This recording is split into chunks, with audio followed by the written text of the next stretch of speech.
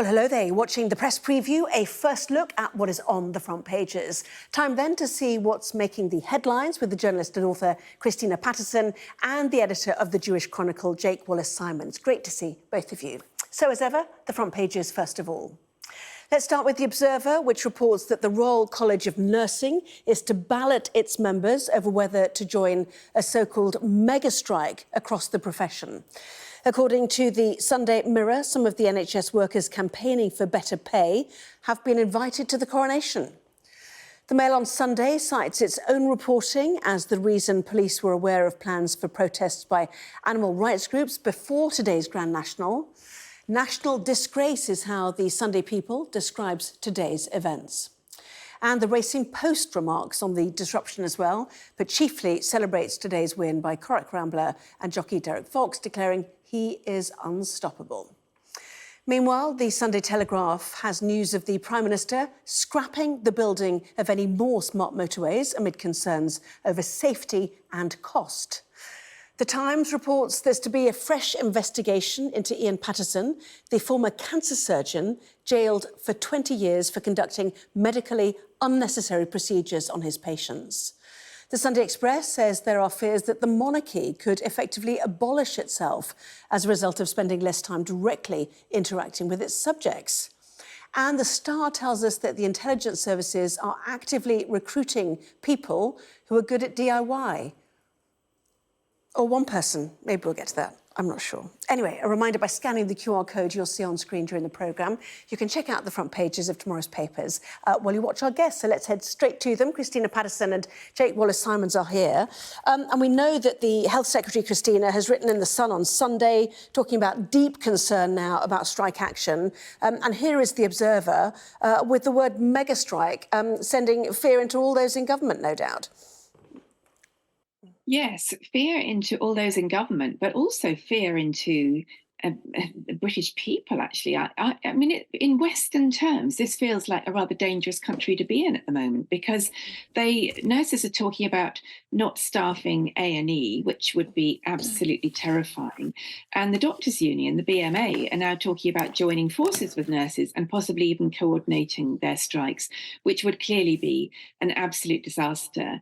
I mean, we've already heard that excess deaths during strikes have increased enormously. I read one report that said there were 3 times as many excess deaths as usual during the last strike. I'm not sure if that's accurate, but if that's the case, that then these assertions that they want to strike but keep people safe are unfortunately not true, because people have died as a result of these strikes. It's just not accurate to say that you can go on strike and keep people safe. You can't. Now, that doesn't mean, of course, people do have the right to strike, and I do think that the nurses in particular had a reason to strike.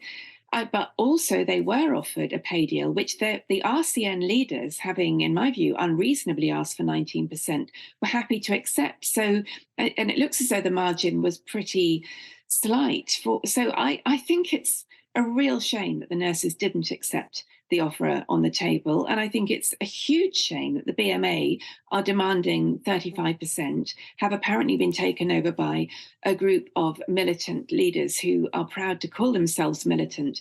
And the net result is misery for people and death. So of course, I support anyone's right to strike, but I think they need to sit down and they need to do some proper negotiating. And I think the nurses should probably think again. Yes, and of course the junior doctors say it's corrective rather than a pay rise, but using not a typical form of inflation measure, of course, as well. Sunday Telegraph picks up on that idea of the trade unions calling on people to stick together and strike together, suggesting that the Royal College of Nursing's 48-hour strike will take place from April the 30th to the 2nd of May. The BMA, which retains a mandate for further strikes, is seeking to coordinate its actions with other unions. And then the BMA's deputy chair recently telling striking teachers that unions should stick together and strike together. So not just health services in a combined strike.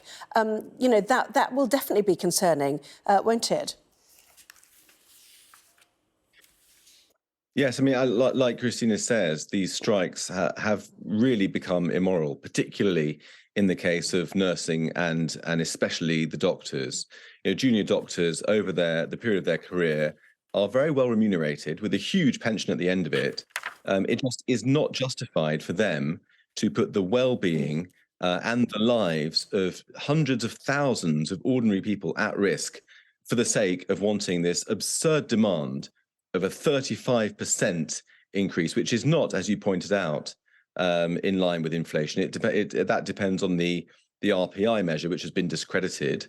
It's beyond me how the doctors, in particular, and also the nurses, can look at themselves in the mirror and think they're withdrawing their care from people in intensive care, from cancer patients, from people in A&E, and extending the waiting list to 630,000 missed appointments as well, and how they can look at themselves in the mirror and tell themselves that they are fulfilling the Hippocratic Oath is absolutely appalling behaviour.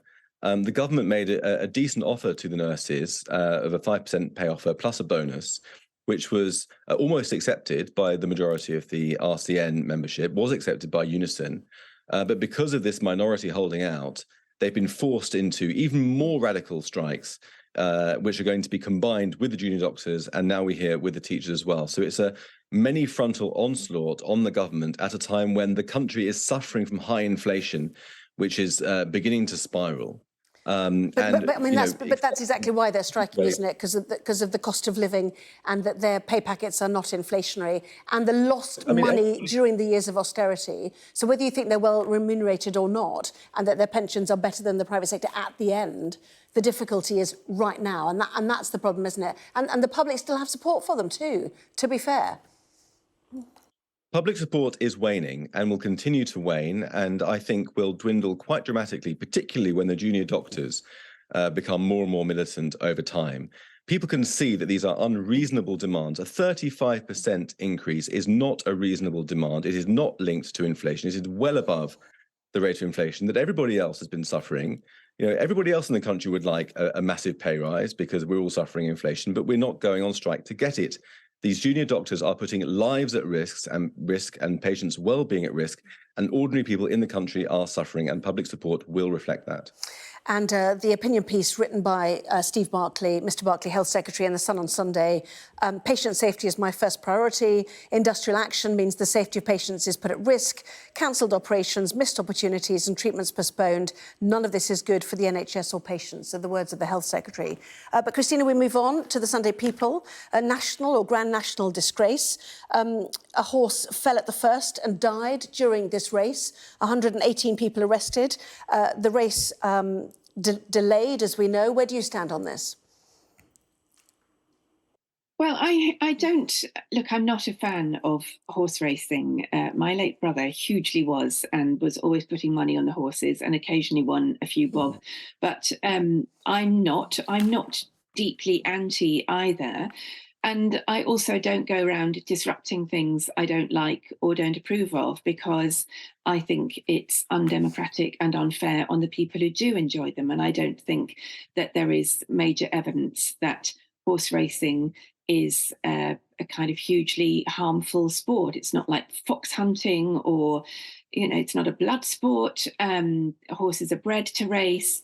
So I think I don't know. I don't know what thrill people get from gluing themselves to fences and doing this kind of thing. Of course, if it's something like the right to vote, we all approved of the suffragists who fought hard to gain women the right to vote. But I think people seem to think that they have the right to disrupt any activity now just because it doesn't particularly correspond with what they like or approve of.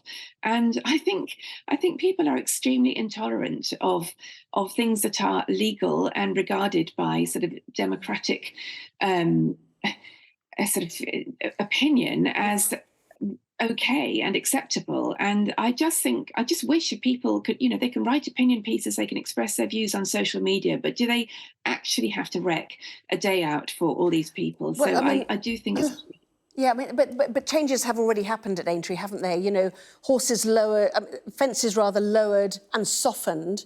And the horse that died today, Hill 16, who died at the first of those fences from a broken neck, it is thought, was the third to die at the Grand National Festival. Now, do they need to have so many riders in that race? Is that part of the problem? Is it an overcrowded field? Do more changes need to happen to make this safer for both horses and jockeys, Jake? Well, I think that, I mean, as you point out, there have been some innovations that's been brought in this year, and this is something that the race organisers are very aware of. And every time a horse dies, people's consciousnesses are raised, if you like, and people become more aware of the dangers that horses are facing. And I'm sure next year there'll be even more innovations as well. So gradually, I think the standards of animal welfare are being raised and raised with each passing year. But I think that this action by Animal Rising, they're called, they used to be called Animal Rebellion, doesn't do anybody any favours. They've delayed the race by 12 minutes. It didn't really achieve anything apart from some headlines. And sensible people are already taking measures to improve horse welfare. So hopefully that will continue over time in a sensible way. And in the meantime, the 70,000 spectators and 600 million onlookers on television sets around the world won't lose the wonderful spectacle of the race. And just very quickly, if you don't mind, for what is an enormous issue, the issue of Sudan, the question of whether this is, descending into civil war, whether this is a jostle for power. Your thoughts on that, Christina? Well, briefly, a military group have undertaken not exactly a military coup, but they claim to have got control of the presidential palace and a couple of airports. So it's a reminder of how unstable countries really can tip very easily into huge instability and, we hope not civil war. But Sudan has seen so much violence and instability over the years. So it must be a very frightening time to be there at the moment. And I just hope that it gets resolved peacefully.